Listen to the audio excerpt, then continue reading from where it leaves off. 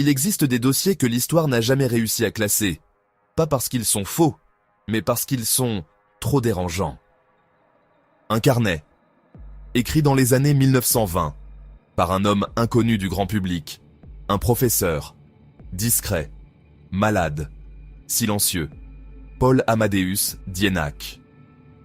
En 1921, cet homme tombe dans le coma, pas quelques heures, pas quelques jours, presque un an. Les médecins parlent d'encéphalite, d'un état grave, possiblement irréversible. Pour eux, son esprit est absent, vide, silencieux.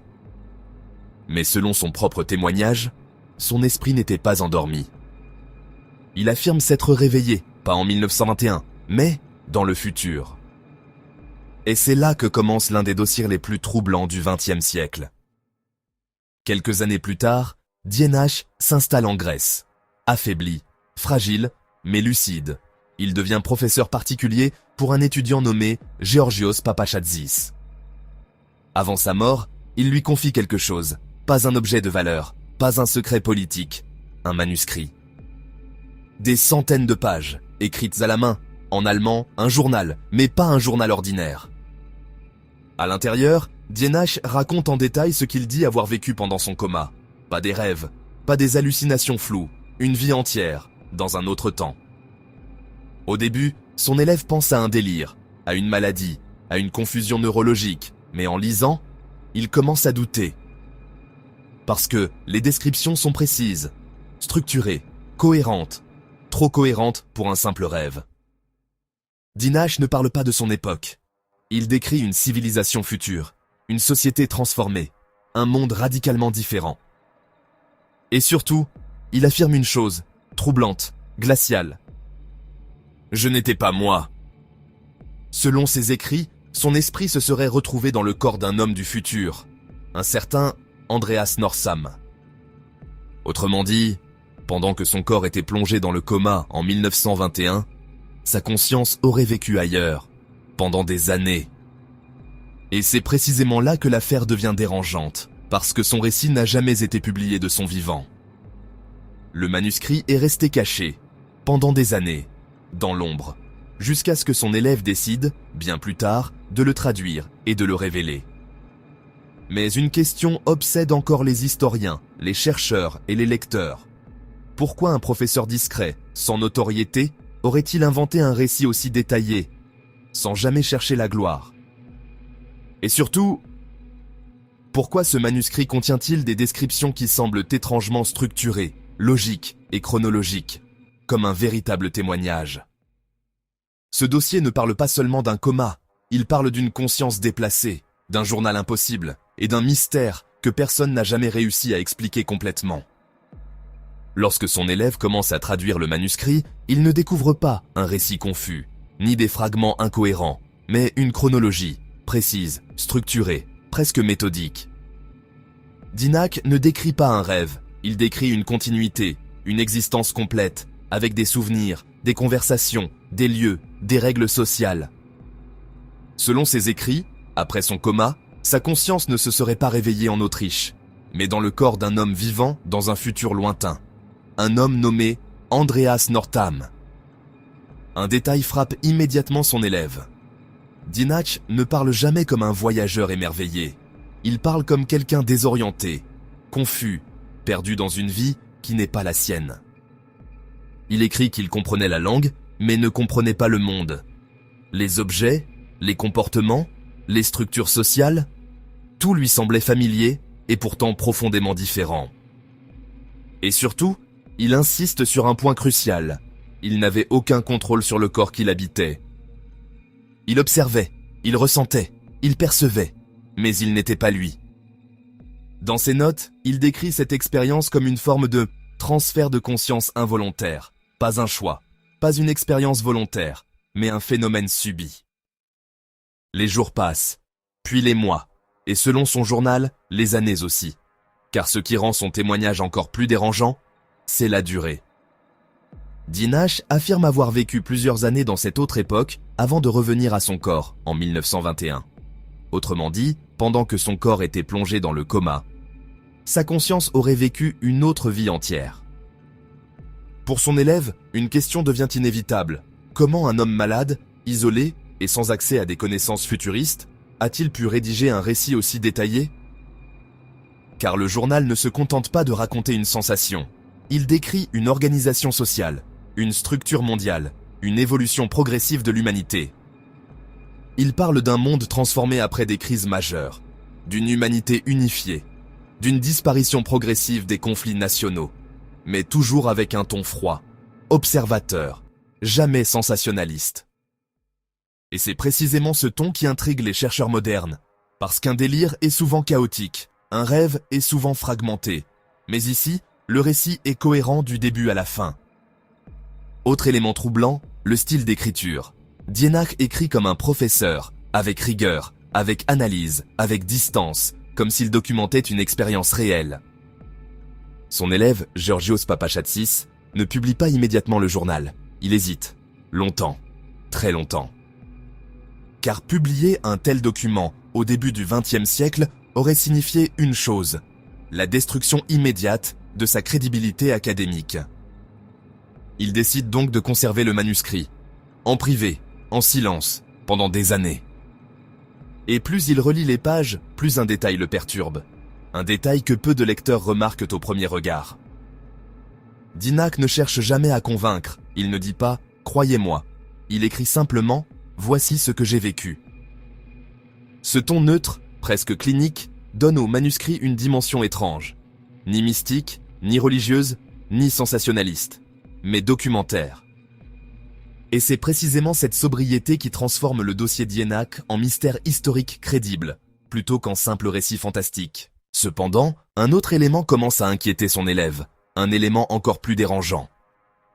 Certaines descriptions du futur semblent suivre une logique historique plausible, pas des inventions absurdes, pas des visions irréalistes, mais des évolutions sociales progressives. Et c'est à ce moment précis que le doute change de nature. La question n'est plus « est-ce vrai ?», mais plutôt « comment un homme en coma a-t-il pu imaginer une chronologie aussi structurée pendant des mois d'inconscience ?» Et c'est exactement ici que le dossier Dienach bascule. Parce que le véritable mystère ne réside peut-être pas dans le futur qu'il décrit, mais dans la cohérence psychologique de son témoignage. Après la mort de Paul Amadeus Dienach en 1924, le manuscrit ne disparaît pas. Il reste entre les mains d'un seul homme, son ancien élève, Georgios Papachatsis.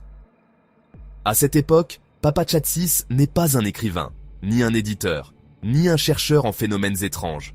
Il est juriste, professeur, homme académique, rationnel.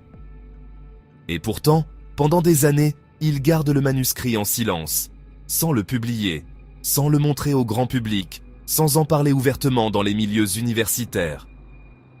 Pourquoi ce silence ? Selon ses propres témoignages ultérieurs, une seule raison domine. La peur du ridicule académique.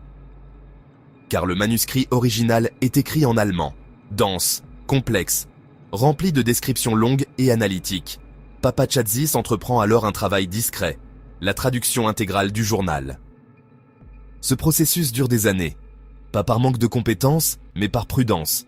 Chaque page est relue, vérifiée, comparée, comme s'il traduisait un document historique sensible.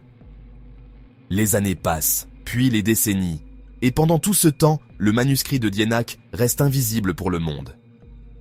Ce détail est fondamental, parce que si l'objectif avait été la célébrité, le scandale ou le sensationnalisme, le texte aurait été publié immédiatement après sa mort. Mais ce n'est pas ce qui se produit, au contraire, le document reste confidentiel, presque secret, pendant une très longue période. Ce n'est que bien plus tard, dans un contexte intellectuel plus ouvert, que Papachatsis prend une décision risquée, rendre public le contenu du manuscrit. Le journal est alors publié sous forme d'ouvrage, présenté comme un témoignage autobiographique unique, pas comme une œuvre de fiction, pas comme un roman, mais comme un document personnel. Et immédiatement, les réactions se divisent. Certains lecteurs sont fascinés, d'autres profondément sceptiques, et le monde académique, lui, reste prudent. Les historiens commencent à examiner plusieurs points clés. L'existence réelle de Dienach, la cohérence du manuscrit, le contexte médical du coma et la crédibilité du traducteur. Premier constat, Les traces administratives de Paul Amadeus Dienach sont rares, pas totalement inexistantes, mais limitées, fragmentaires, ce qui alimente immédiatement le doute des chercheurs. Deuxième point controversé, l'absence de dossiers médicaux détaillés confirmant officiellement la durée exacte de son coma. Au début du XXe siècle, la documentation hospitalière n'était pas systématique. Ce manque d'archives n'est donc pas anormal, mais il complique toute vérification. Troisième élément analysé, la cohérence interne du journal, et c'est ici que l'affaire devient réellement troublante. Contrairement à un texte fictif improvisé, le manuscrit suit une chronologie logique, sans contradictions majeures internes. Les événements décrits s'enchaînent, les observations évoluent, la psychologie du narrateur reste stable. Pour certains chercheurs, cela suggère une chose. Le texte n'a pas été écrit dans un état délirant chaotique, mais dans un état mental structuré. Cependant, les sceptiques avancent une autre hypothèse, une hypothèse beaucoup plus rationnelle. Et si le manuscrit n'était pas un témoignage vécu, mais une construction intellectuelle, une œuvre philosophique déguisée en journal? Cette théorie repose sur un argument simple. Aucune preuve scientifique ne confirme un transfert de conscience, ni en 1921, ni aujourd'hui. Mais malgré les critiques, un fait demeure incontestable. Le manuscrit existe, il a été traduit, et il a été conservé sur plusieurs décennies. Et surtout, aucune preuve définitive n'a jamais démontré qu'il s'agissait d'un canular. Le dossier Dienach reste donc dans une zone grise, pas validé scientifiquement, pas réfuté définitivement, simplement inexpliqué. Et c'est précisément cette zone d'incertitude qui transforme ce manuscrit en l'un des documents les plus débattus dans les cercles de mystères historiques. Après des décennies d'analyse, de traduction, de débats discrets et de lectures critiques, le dossier Dienach arrive à son point le plus sensible, la question centrale. Que s'est-il réellement passé pendant son coma en 1921 ? D'un point de vue médical, les spécialistes s'accordent sur une base essentielle. Le coma profond n'est pas un état de vide absolu. Le cerveau reste actif, parfois intensément actif. Des patients ayant survécu à des comas longs décrivent souvent des expériences subjectives complexes, rêves prolongés, impression de temporalité distordue ou réalité mentale continue. Première hypothèse scientifique, l'expérience neurologique immersive. Selon cette théorie, le cerveau de Dienach, isolé du monde réel, aurait construit une réalité interne cohérente pour compenser l'absence de stimuli externes. Autrement dit, il n'aurait pas voyagé physiquement, mais vécu une narration mentale prolongée, structurée et mémorisée après le réveil. Ce phénomène expliquerait un point clé, la cohérence exceptionnelle du manuscrit. Car un délire désorganisé produit des récits fragmentés.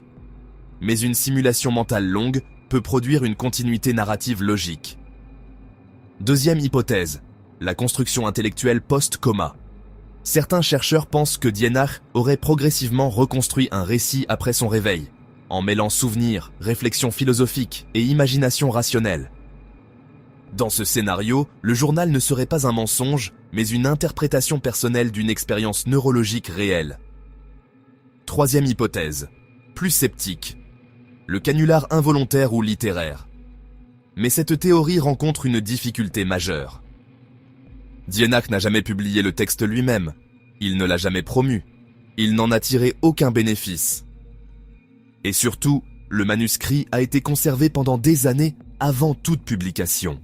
Ce comportement est incohérent avec une stratégie de fraude volontaire. Quatrième hypothèse, plus controversée, le phénomène dissociatif extrême. Dans certains cas neurologiques rares, le cerveau peut créer une identité narrative complète dans un état altéré de conscience, une autre vie mentale, avec ses propres souvenirs internes. Mais aucune étude scientifique moderne n'a jamais documenté un cas avec un niveau de cohérence aussi élevé sur une durée aussi longue. Et c'est précisément là que le dossier Dienach refuse de disparaître. Parce qu'il ne correspond ni totalement à un délire, ni totalement à une fiction, ni totalement à une fraude. Il se situe dans une zone rare, celle des témoignages inexpliqués mais structurés. Un professeur discret, un coma prolongé, un manuscrit détaillé, un élève crédible, une publication tardive. chaque élément, isolément, semble rationnel. Mais assemblés ensemble, ils forment une anomalie historique. Aujourd'hui, la majorité des historiens ne valident pas l'hypothèse d'un voyage dans le futur, mais ils reconnaissent une chose essentielle, le cas d'Énoch est psychologiquement unique. Car contrairement à d'autres récits extraordinaires, celui-ci ne cherche jamais à convaincre, jamais à impressionner, jamais à choquer, il décrit, simplement. Et c'est peut-être ce ton calme, lucide, presque clinique, qui rend son témoignage plus troublant qu'un récit sensationnel. Alors, Paul Amadeus d'Énoch a-t-il vécu une illusion neurologique prolongée, une reconstruction mentale post-coma, une expérience dissociative extrême, ou quelque chose que la science ne comprend pas encore totalement? La vérité, aujourd'hui, reste officiellement indéterminée. Mais une chose est certaine. Un homme est tombé dans le coma en 1921. Il s'est réveillé. Et il a laissé derrière lui un journal de centaines de pages décrivant une autre existence. Et depuis un siècle, personne n'a réussi à prouver définitivement qu'il mentait. Énoch a-t-il vécu une construction mentale extrême? Ou une expérience de conscience encore incomprise par la science? Dis-le en commentaire. Abonne-toi à Crimissard pour plus d'histoires vraies et de mystères non résolus.